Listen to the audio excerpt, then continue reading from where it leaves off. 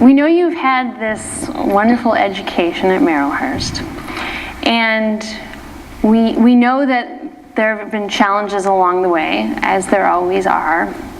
And for all our audience who's here today, for you who found work, and maybe some of you out there, you have work and you're looking to transition when you do finish school, or you're just starting over, whatever it is, do you guys have some secret?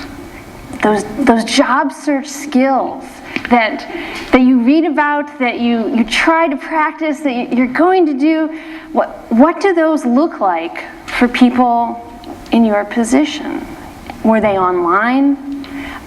Were they the tried and true old way of doing informational interviews? Did you get on LinkedIn? Do any stick out as, I'm so glad I did this because it's brought me one step closer? January and February, I probably sent out dozens of resumes from Craigslist and Job Dango and all those other places. Did any of those work? And did not hear back from any of them.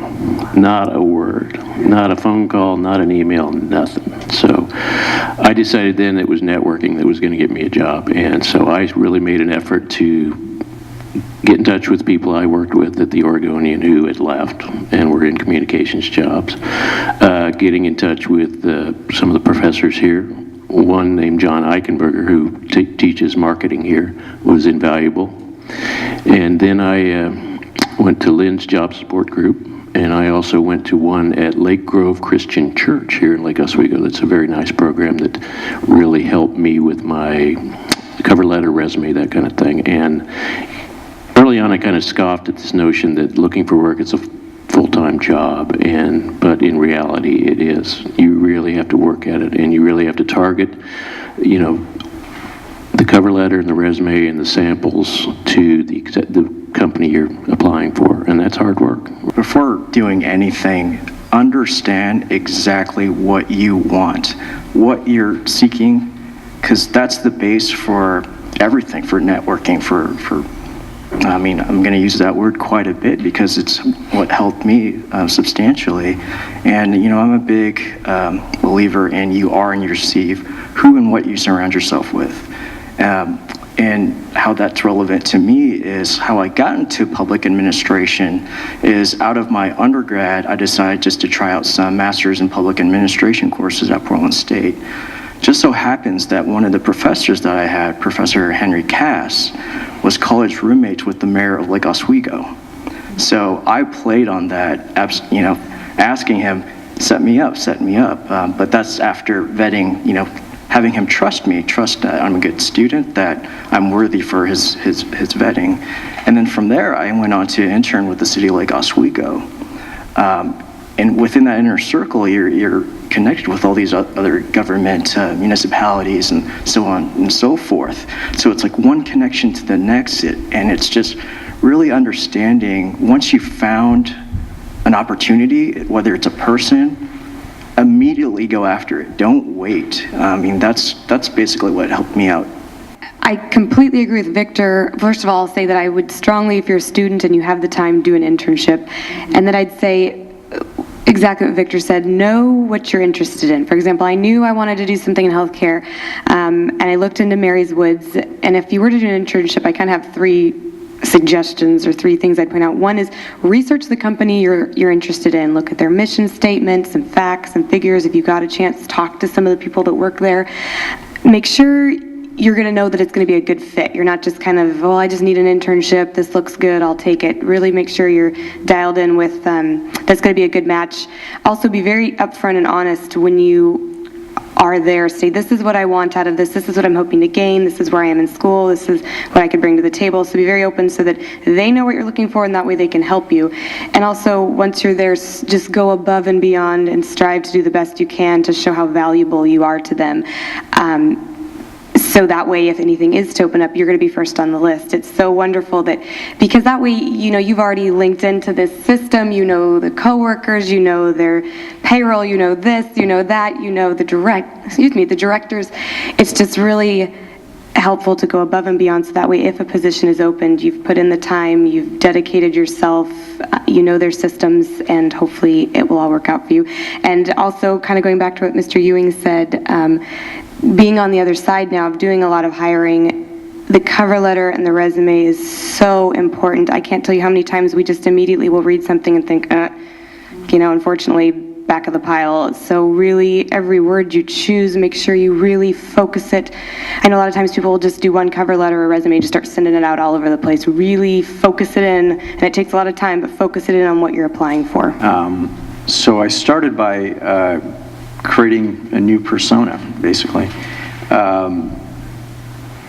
To stay current on local and regional, national political affairs, I started a blog, which kept my head in that game. And I violated blogging rules by once a week writing an essay on that blog to keep my writing chops up and keep my analytical chops up. I got a business card. The business card just said Jim Blackwood Jr.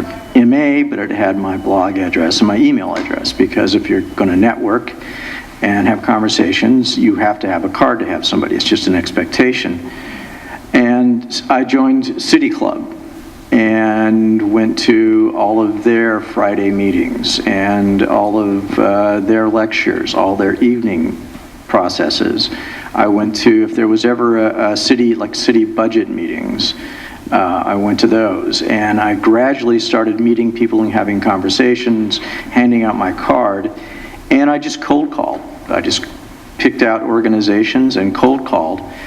What I learned quickly there was I didn't have a pitch, and I had to think about what I had to offer.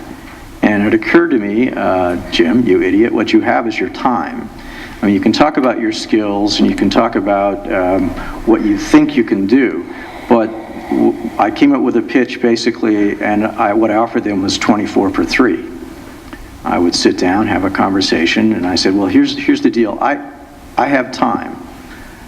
I want to give you 24 hours a week for 3 months. What do you need?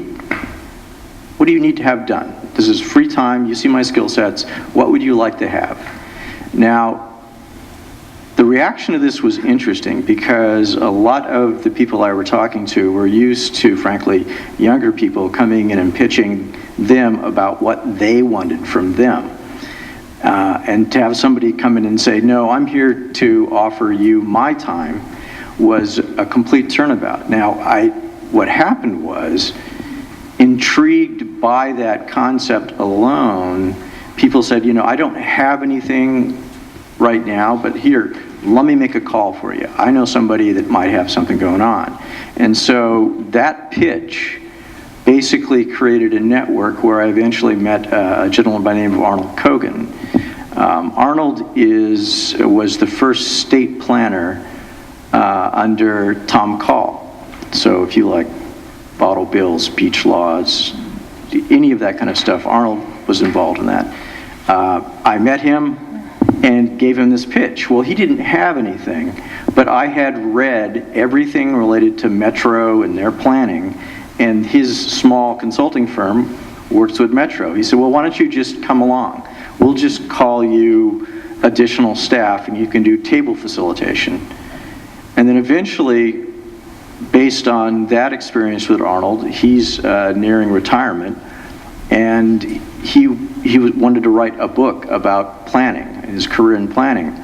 So the pitch turned into, okay, same 24 for 3, I'll sit down and interview you and write the outline for your book and draft your first chapter. He said, great, gave me an office. That gave me an office downtown from which I could work, and 2 days a week I would go in and work on this book.